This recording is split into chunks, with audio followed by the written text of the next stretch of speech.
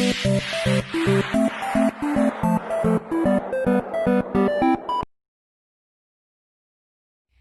rangka mendukung program pemerintah Generasi Cerdas, Pandemic TV hadir untuk mengisi waktu luang adik-adik semua dengan program acara yang super duper menyenangkan ditemani oleh kakak Ricis yang super lucu. Kalian akan belajar dengan cara yang seru, lucu, unik, dan menghibur. Dijamin deh kegiatan di rumah kalian akan semakin seru. Ikuti terus keseruannya dalam acara Kamu Harus Tahu hanya di Pandemic TV. Pandemic TV merupakan stasiun TV yang khusus dibuat untuk anak-anak. Salah satu programnya adalah Kamu Harus Tahu. Kamu Harus Tahu ini adalah program yang mengedukasi anak-anak Indonesia untuk belajar. Nah, campaign yang digunakan untuk kampanye ini adalah commercial campaign atau product oriented campaign. Program yang kami buat ini termasuk ke dalam model kompensial, yaitu pelaku memberikan pesan kepada khalayak melalui saluran dan juga gangguan yang menimbulkan efek umpan balik dari khalayak kepada para pelaku.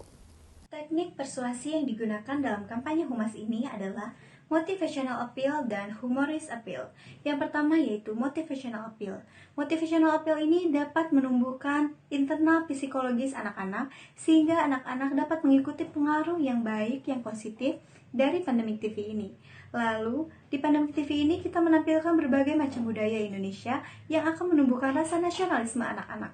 Yang kedua, humoris TV. Ini akan membuat anak-anak tidak jenuh karena kami menampilkan berbagai macam yang akan menyenangkan hati anak-anak melalui pembelajaran yang sangat berbeda. Mengapa kami memilih Ria Ricis sebagai salah satu pelaku kampanye humas pendidikan ini? Karena kami melihat bahwa Ria Ricis ini sangat kredibel dalam penyampaian kampanye kali ini. Kami melihat bahwa 80% pengikutnya dalam Instagram maupun YouTube itu merupakan anak-anak, sehingga pesan yang ingin kami sampaikan kepada anak-anak tersebut tersampaikan dengan baik karena Ria Ricis ini berpengaruh kepada anak-anak. Berikut adalah contoh poster dari kelompok kami. Pesan kampanye yang kami sampaikan singkat, padat, dan juga jelas. Poster tersebut juga memberikan solusi kepada audiens, orang tua ataupun anak-anak yang merasa ingin menggali lebih dalam tentang ilmu, bahasa, cara menghitung, dan juga lain-lain. Pandemic TV hadir dengan menayangkan tayangan edukasi bagi anak-anak di masa pandemi ini agar anak-anak lebih kreatif lagi dalam belajar dan menggali ilmu. Pesan yang digunakan dalam program Kamu Harus Tahu adalah pesan eksplisit atau pesan yang secara jelas mengajak anak-anak untuk menonton program acara tersebut. Media internal yang kami pakai adalah iklan televisi dan juga media sosial. Target audiens dari kampanye humas ini yaitu anak-anak sekolah dasar pada usia 6-12 tahun. Karena Pandemic TV ini menampilkan berbagai macam pembelajaran dari berbagai guru yang akan membuat anak-anak semakin tertarik. Di sini juga menampilkan host yang menyenangkan. Lalu, cangkupan wilayah demografi di Pandemic TV ini yaitu seluruh Indonesia. Dikarenakan Pandemic TV ini bertujuan untuk mencerdaskan anak-anak bangsa. Faktor penunjang dari kampanye kami ini adalah kami mengemas isi pesan semenarik mungkin dan sekreatif mungkin agar isi pesan tersebut tersampaikan dengan baik kepada audiens. Sedangkan faktor penghambatnya adalah karena kami menggunakan saluran televisi, ada gangguan internal maupun eksternal. Gangguan internalnya yaitu seperti gangguan sinyal, dan gangguan eksternalnya yaitu kita tidak mengetahui bahwa anak tersebut mengerti apa yang kami sampaikan atau tidak. Kami telah melakukan riset wawancara pada 30 orang anak sekitar umur 6-12 tahun. Nah, begini dia hasilnya. 70% dari mereka lebih sering menyaksikan televisi dibandingkan sosial media. Ini dikarenakan faktor mereka yang belum memiliki handphone pribadi masih pada orang tuanya, sementara orang tuanya itu masih bekerja. Jadi waktu mereka lebih banyak menonton TV dibandingkan bermain sosial media. Banyak dari mereka yang lebih sering menyaksikan televisi pada siang sampai sore hari. Ini dilakukan setelah mereka melakukan kelas online. Lalu pada malam harinya mereka lebih sering berkumpul dengan keluarga atau bermain sosial media di handphone pribadi orang tua mereka.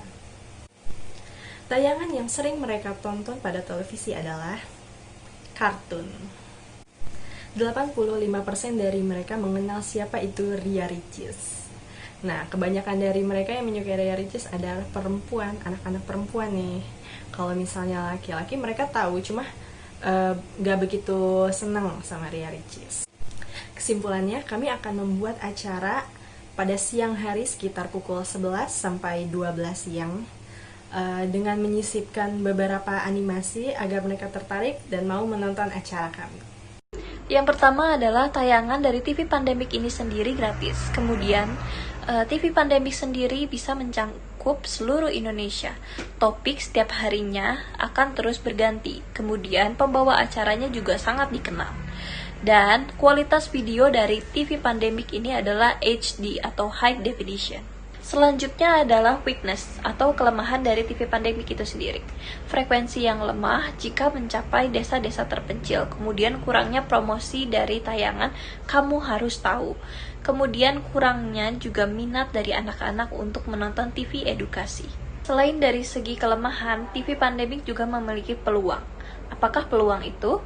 Peluang yang dimiliki oleh program TV Pandemik ini adalah program TV anak-anak tuh masih jarang di Indonesia. Kemudian akibat pandemi, anak-anak banyak menonton televisi di rumah. Kemudian daripada itu adalah pembawa acara yang memiliki banyak followers juga meningkatkan tingkat promosi TV Pandemi. Selain daripada peluang, ada pula ancaman. Yang pertama adalah ancamannya banyak anak-anak yang lebih menyukai kartun. Kemudian juga banyak media hiburan online. Selanjutnya yaitu perencanaan kampanye alokasi waktu kami adalah pada hari pertama kami melakukan strategi media, yaitu menghubungi videografer, produser, dan juga sutradara. Setelah kami bertemu dan menyepakati perjanjian kami dengan mereka, kami melakukan pembuatan naskah yang nantinya akan diberikan kepada talent dan juga pembawa acara. Selanjutnya pada hari ketiga, kami menyerahkan naskah yang telah kami buat pada hari pertama kepada para pembawa acara. Setelah para pembawa acara dan juga talent kami menerima naskah dari kami, untuk hari selanjutnya yaitu hari keempat, kami melangsungkan syuting bersama mereka. Selanjutnya kami melakukan pengecekan lulus sensor untuk video kami yang akan disiarkan di televisi dan juga sosial media. Selanjutnya setelah kami melakukan pengecekan lulus sensor, video kami akan siap ditayangkan di televisi Indonesia bagi para anak kecil cerdas Indonesia. Anggaran dana dari kampanye humas ini yaitu dibagi menjadi 3 kategori. Yang pertama yaitu biaya produksi, publikasi influencer, yang kedua gaji staf, dan yang ketiga temporary. Biaya produksi itu mencapai 50 juta. Biaya publikasi influencer yaitu Ria Ricis sebesar 5 juta dengan total 55 juta. Lalu selanjutnya gaji staf. Gaji staf mencakup produser, sutradara, make up, editor, sound, lighting, wardrobe, dan lain-lain dengan total 47 juta. Yang selanjutnya temporary itu dengan 1 host dan 6 talent dari berbagai guru dengan total 22 juta.